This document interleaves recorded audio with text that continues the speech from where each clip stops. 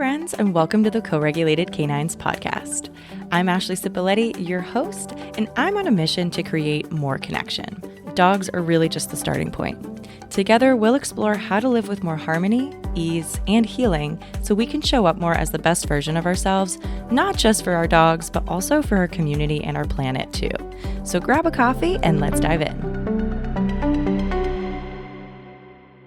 All right. Hello, everybody, and welcome to the first official episode of the Co-Regulated Canines podcast. Can I get a whoop whoop? I am so excited to have you here. It means the world to me. I know that we're all busy and you're taking the time out of your day to be here with me. So I don't take that lightly. And for today's first episode topic, I figured it would be only natural to talk about co-regulation and how that ties into our relationship with our dogs and our dog behavior and dog training. So for those who don't know what co-regulation means, we'll dive into that, how it can help your dogs learn better and help them self-regulate through their big feelings, and really just help them kind of like problem solve and just become more, we call it resilient, or more able to tolerate the challenges of life better through you incorporating co-regulation. So co-regulation is kind of comes from primarily like the psychology world. It's a term thrown around a lot for parents and children. And it's based off of if, your kid's having a temper tantrum, they're slamming doors, they're angry, and it's requiring the parent to not only keep themselves composed in a difficult time, but also to support their child's ability to self-soothe while trying to help build them skills to handle future challenges. So those abilities are at the heart of co-regulation for parenting, right? It requires a decent amount of patience, practice, and self-awareness. Because if we're not able to keep ourselves composed, then we would not be able to step in and support our kids there, because we're also reacting. We would have two reactive beings. And the same is true for your dog. If your dog's barking and lunging at something and then you're not able to keep yourself composed and you're reacting from your emotions as well and yelling and shouting at your dog, it's not effective. And also it feels really awful, honestly. So co-regulation is, again, this concept that will help you work through these tough moments with your dog. Your dog will thank you, maybe silently after, but it just feels a lot less dramatic, and it feels like the stressful event is shorter and you don't take it personally as much when you look at it this way. Going back into co-regulation. So it's really like a supportive, interactive, dynamic process. And through that, there's going to be times when, we step in and we help another being regulate their emotions from what we're doing. And there's going to be times that others help us regulate our emotions. Sometimes that happens if we're really sad or going through a difficult time and somebody puts a hand on your shoulder. But for others, a hand on your shoulder might make you feel more afraid. So it's really important to not just look at things as cookie cutter, this is how you co-regulate an individual, checking the boxes. It's being curious and looking at the effect that it has on the individual you're attempting to co-regulate with. And when you live with a dog, you start to know and understand them more. You'll start to get a better feel for their body language. But these aren't skills that we're born with. So give yourself grace as you are navigating this. And again, it won't be cookie cutter. So a lot of things that we see online require, hooks, and it's this 3 ways. And I'm guilty to trying to tap into that to get people to, join the community and help them. But it feels really messy because it's so much more nuanced than that. And there's so much individual variation that comes into play. So going back into the heart of co-regulation, it's really connecting with an individual, whether that's a child, a friend, a partner, or your dog who's in distress, and being able to evaluate what that individual needs in the moment to help calm themselves. Because you can do all of the things and you do not have control over another being's internal state. I feel like I should say that again. Like, no matter what you do not have control over another being's internal state. And 99% of the behaviors that people call a trainer and asking for help with are stemming from a dog's like involuntary emotional response to something. And so again, while we cannot control how they process things in their environment and what emotions that brings up, but we can control how we respond so we can then influence how our dogs respond to things that may otherwise really stress them out. Or we can shorten the duration of the amount of distress that they are feeling. And this requires a little bit of curiosity, trial and error, and putting our ego, I think, away at the door. And before I think an adult can help somebody, whether that's your dog or your child or your partner, through a difficult moment, they have to first understand their own emotional skills and limitations, as emotions are contagious. So if a person is upset, how many times I feel like I've probably been this person, and I've also been affected by people who are like this. If someone's upset and you are just walking into the room, you can feel the tension. You can feel that they're angry or anxious, and you're like, oh my gosh, and you can kind of just fuel that. And I think gossip sometimes is a little bit like this, of like you getting almost like mad for someone else, like how dare they, blah, blah, blah. And everybody's just like chiming in, like fueling it. Or you can have that sense of kind of a contagious calming effect too. Or I have some friends that I don't know what it is about them, that they're just so calm and grounded. And anytime I'm around them, I feel so safe and so good, where I'm like, the world could be in shambles and on fire. And I know if I'm around that girl, like I'm going to feel so good. Like I'm just going to trust. So it's pretty incredible that we're able to affect other beings. And this doesn't just go for our same species. That's what's so cool.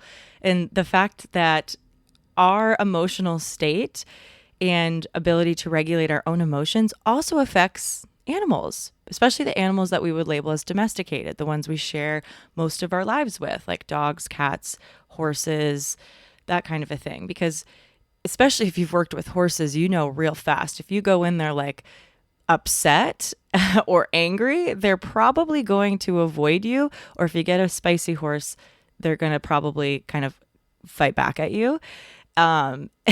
Usually I feel like prey animals are a little bit more, I think, sensitive to that, because we come in and we're just like staring at them, heading straight on with our like, who knows what story's playing on in our head. And they're like, oh my gosh, danger. I'm going to avoid that. So it's really important, again, to have that self-awareness.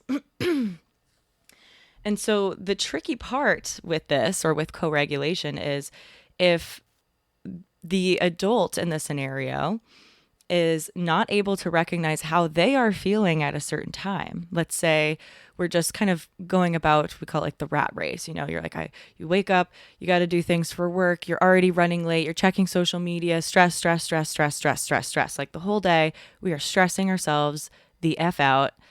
And then we're usually being told to cope with alcohol, weed, whatever, like things that just kind of numb our own awareness, our own ability to tap into our awareness of ourselves. And even reaching for things like coffee. I love coffee. I'm drinking it now. But there is a limit of kind of having this like knowing of, okay, this is helping me, or this is like, neutral.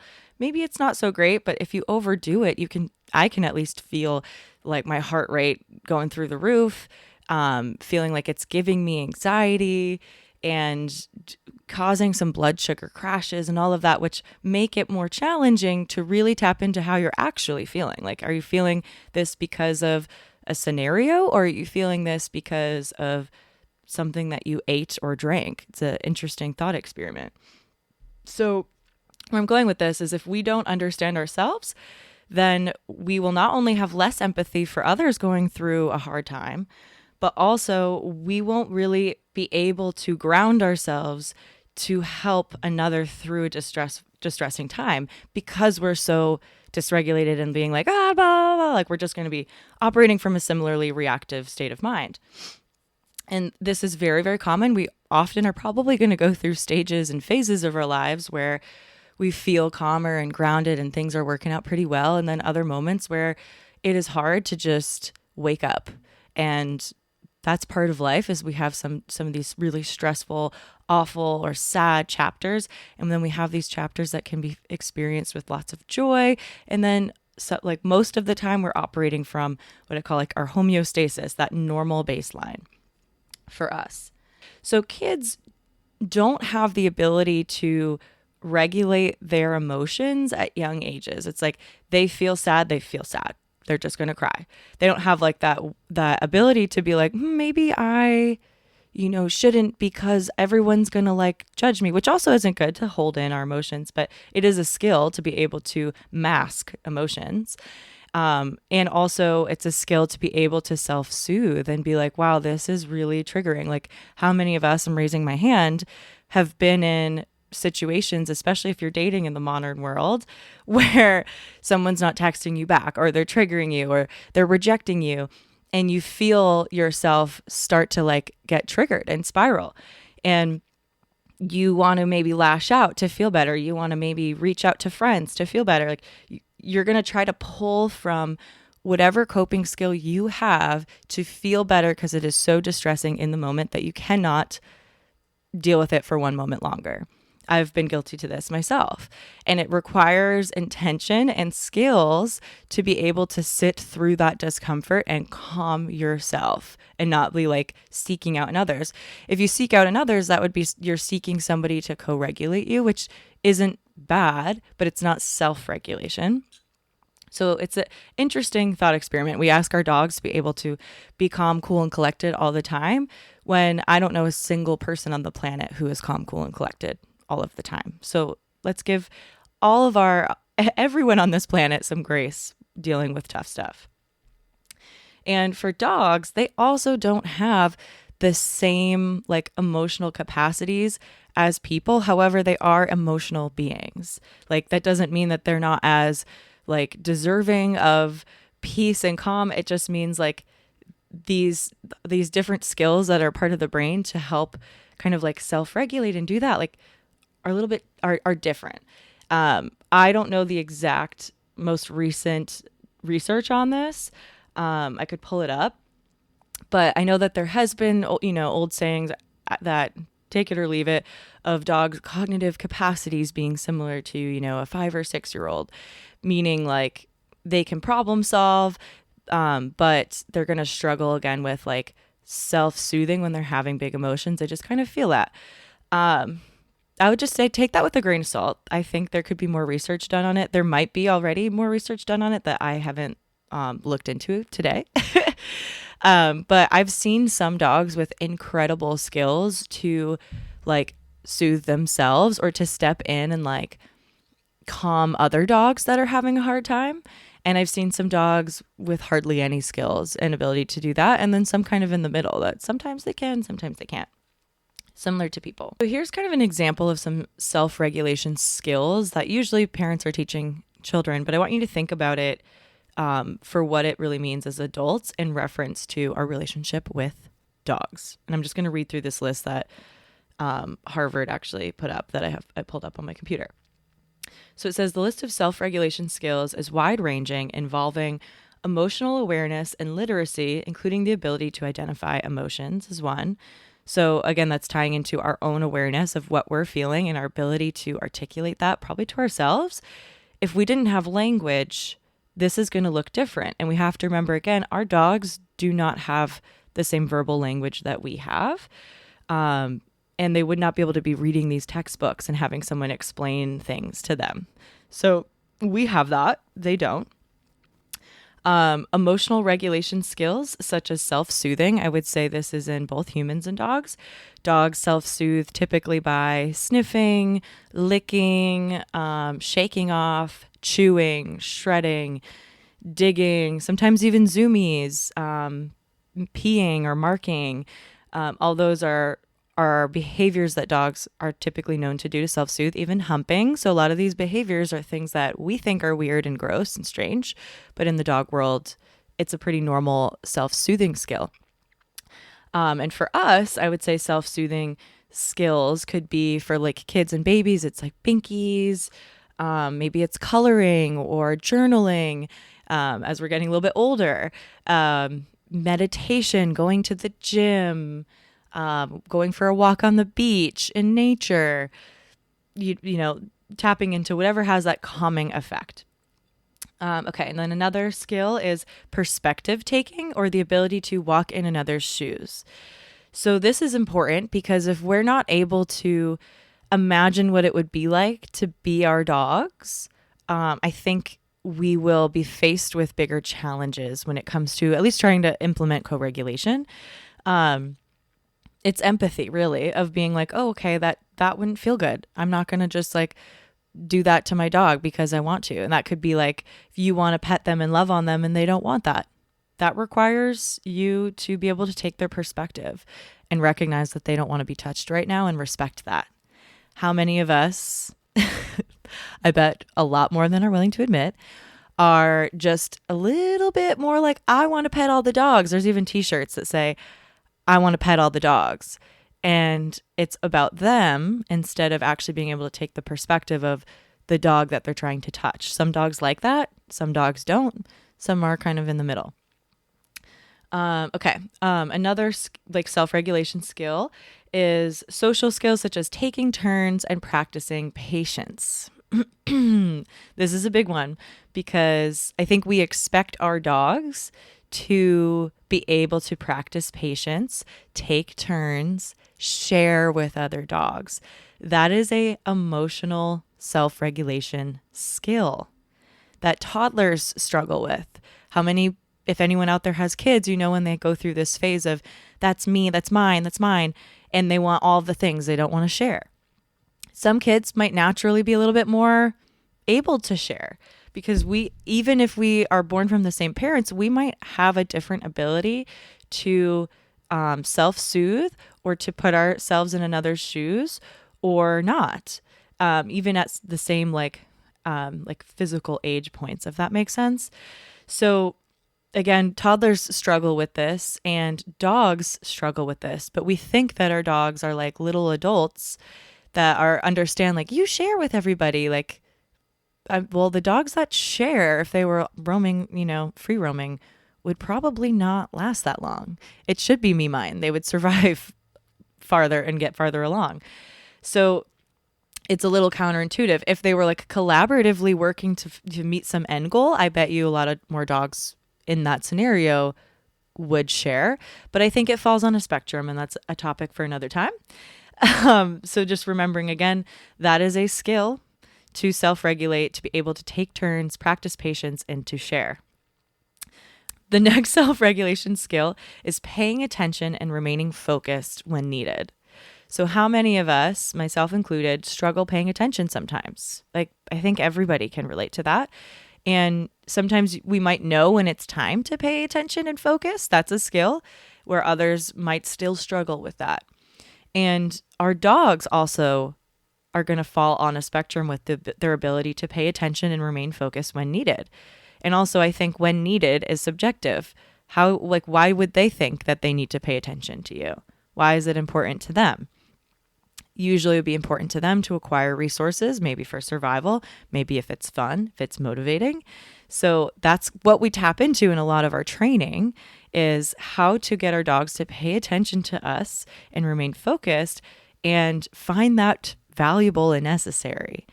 And sometimes it's not, and we way overdo it. We way over ask our dogs to pay attention and focus on us all the time, where we're like, can we pump the brakes? Like, let them live, have their own experience. And also, when you need to get their attention, there is a method to the madness. So again, that's a skill for you. That's also a skill for them. And I've seen so many people expect attention and focus on that their dog has on them when they're not able to give it back to their dogs. Even in a training session, when I'll be coaching them on skills, what we're looking for, some people struggle more than others on paying attention to what I'm saying or on their dog, and are out looking at like buildings and trees and flowers, and which is, no sweat off my back, but it can inhibit you from reaching your end goal. So if you're missing all these moments that your dog's doing what you're wanting and you're not reinforcing it, you're not going to hit the goal that you're looking for of your dog's behavior. So you also need to pay attention to them. The next self-regulation skill is problem solving. So this is, again, in both humans and dogs. Dogs problem solve all the time. Food puzzles. If you can even do this intentionally, where you put treats in like a little box and they have to figure out how to open the box and get to the treats. Maybe they are stuck in a fence and they want to get out. They dig underneath the fence or hop it. Some dogs are really, really, really good at problem solving, and they tend to be tougher to have as pets because they're very crafty. Meaning like they can get out, they can get into things that could be potentially harmful, but probably really fun for them and delicious. And for us, again, problem solving, if what we think is the thing to do in training isn't working, we have to be able to problem solve and kind of get ourselves out of that. Or really with anything in life, problem solving is a hugely important skill. Another self-regulation skill is thinking flexibly. So instead of just being like rigid on this is the way that it is, always being able to think flexibly outside of that. And again, I want to circle back to these are skills. So every single one of us is going to have different strengths, or I don't like want to say weaknesses, but yeah, of like if it's falling again on a spectrum, we're all going to fall in different parts of it for these skills. And skills can be acquired, but some of them come easier and are more natural to us than others. Some might feel really challenging, and that's okay. There should be no stigma around it. It just is what it is. And so for our dogs, if they learn like these things always happen in this way, and they don't have the ability to kind of to think outside of that, again, that's a skill that we can teach by generalizing. And a lot of times that happens where it's like, oh, maybe it's like they only take treats through sitting in front of us. And that's just what they think. But the second you start to teach them, you can take treats from our side or from far away or from the ground or catch them, like you're helping their flexibility. And it can just be healthier for the brain. All right. Another self-regulation skill is time management. I was going to say, I don't think this could go for dogs, but I think it actually could. If you're looking at like free roaming dogs, how they're sourcing out their time. They're not spending 8 hours, going after, maybe they will. Some dogs aren't going to spend 8 hours trying to acquire, one small piece of food. They might eventually decide to move on to find other food. Same for us. We might get sucked into something. I'm guilty to this for far too long. That's actually not really helpful for our end goals. Or we just lose track of time, Another one is goal setting. So I don't think dogs would be like, these are my goals, but they certainly would have a goal if you observed them and saw them wanting to get from point A to point B and figuring it out, or through that problem solving moment. But I think in people, you'd have a little bit more of that foresight of like, this is what we're working towards. That's our goal. Again, that's a skill. Okay. So that was all pulled from Harvard. So don't come at me for making that up. Pulled from their website. And they're talking about like the potential benefits of co-regulation. So they're saying it helps kids in this scenario eventually learn, to handle stress, resist immediate gratification, which I think is important to tie back into dogs, of that patience piece, because a lot of times we're being called as trainers to help for dogs that have a low frustration tolerance, meaning like they want the thing and they want it now and they cannot wait another second, and they like fall apart. They start like barking, screaming, jumping, mouthing, really having a hard time if it's not immediate gratification. So helping them being able to develop a little bit, we'd call it maybe patience, is a skill that would help them honestly feel less stressed probably throughout life, and being able to handle stress, because that's inevitable. Back on this list. So co-regulation enables kids to eventually learn to handle stress, resist immediate gratification, avoid hasty, ill-informed decisions. I think that's a little subjective, but if it was harmful to the individual, make and stick to plans, solve problems, adapt to challenges, take healthy risks. And it says like some studies have suggested that better self-regulation skills are linked to more positive outcomes in life. And this was for humans. So this was looking at higher income and lower rates of substance use and violence. So again, some of this isn't going to be super applicable to dogs, but some of it is. And I think it's a little bit of a thought experiment to think about.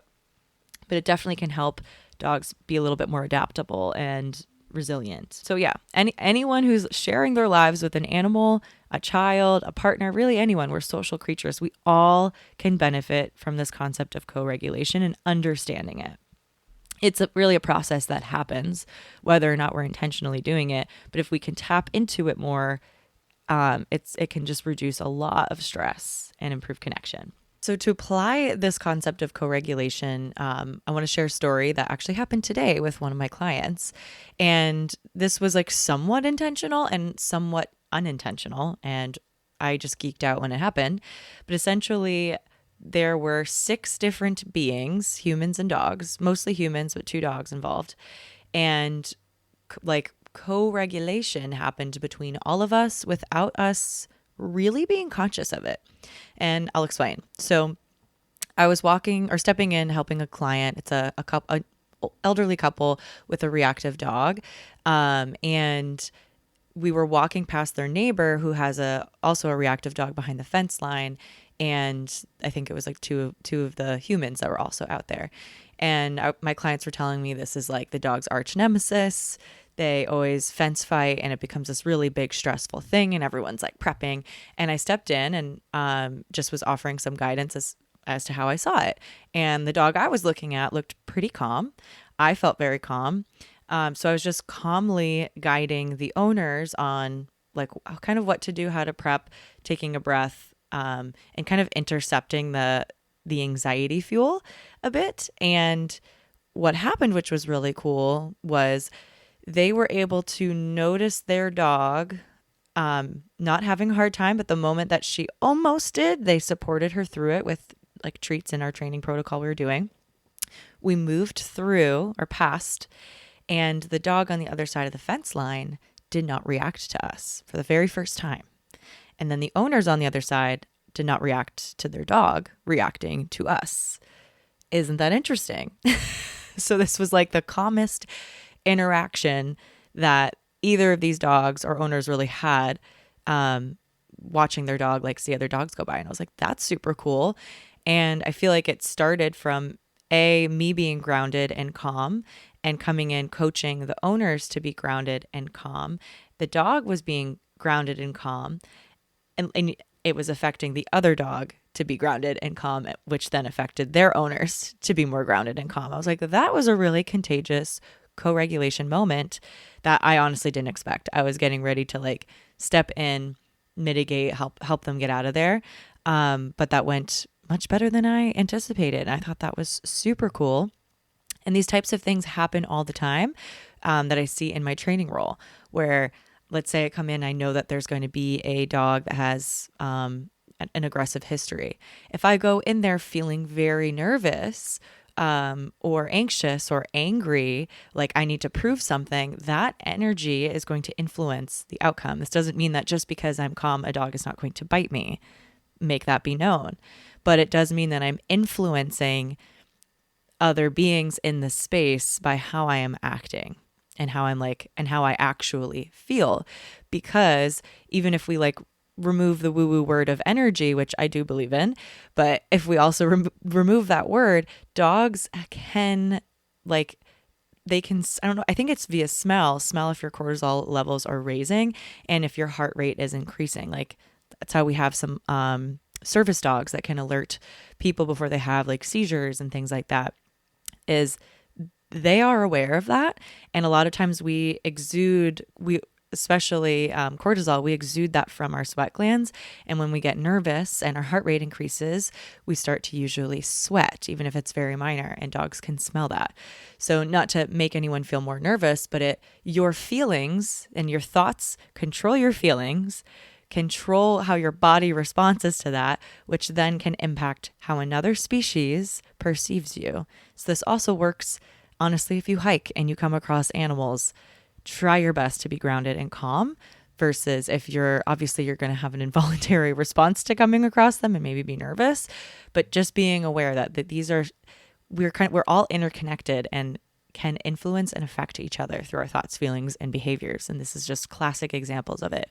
I've also had times where I've had a horrible day and I go into a client's home and it's chaos. It's like kids are screaming, owners are screaming, dogs are barking and jumping, and it's super hard for me to stay regulated when I've already had a rough day going into a space that's just chaos. So that can influence me as well. So just being aware of this, something that just happens, but the more that you're aware of it, the more you can play around with what influence you carry into the space. Thanks for hanging out with me on the Co-Regulated Canines podcast. If you love this episode, it would mean the world to me if you subscribed, left a review, and shared with a friend. Your support helps more people and their dogs find a little more ease and connection in their lives. Want to dive deeper? Follow me on Instagram at Co-Regulated Canines. That's CO_regulated, the letter K, the number 9, S, or head to www.coregulatedcanines.com for more resources. Until next time, take care of yourself, take care of your pup, and keep building those connections.